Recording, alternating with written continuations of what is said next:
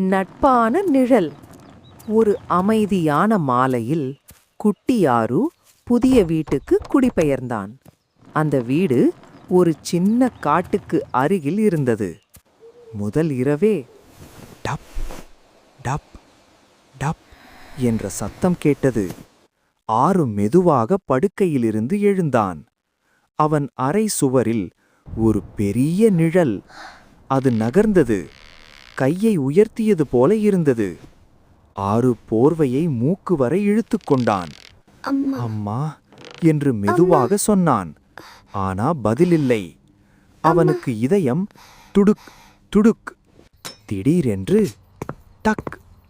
சமையலறையில் ஏதோ விழுந்த சத்தம். தைரியம் சேர்த்து டார்ச் எடுத்துக்கொண்டு மெதுவாக நடந்தான். சுவர் முழுக்க அந்த நிழல் அவனை தொடர்ந்து வந்தது. சமையலறை வந்ததும் ஆரு பார்த்த காட்சி அவனை ஆச்சரியப்பட வைத்தது. ஒரு குட்டி பூனை கரண்டியை தள்ளிவிட்டிருந்தது. மேலும் அந்த பயங்கர நிழல் எல்லாம் ஜன்னல் வழியா வந்த நிலவொளியும் ஆடும் மரக்கிளைகளும் தான். ஆரு சிரித்தான். அடடா, வீண் பயம். அப்போதான் பார்த்தான், அந்த பூனை ஒரு பெட்டிக்குள் சிக்கியிருந்தது. ஆரு மெதுவாக அதை வெளியே எடுத்தான். அந்த நேரம் சுவரிலிருந்த நிழல் சின்னதா மென்மையா மாறுச்சு. பூனை மியாவ் என்று சொல்லி ஆருவை பார்த்தது. ஆரு சிரிச்சான்.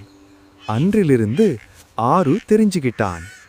போதனை: பயம் வந்தாலும் தைரியமாக பார்த்தால் உண்மை தெரியும்.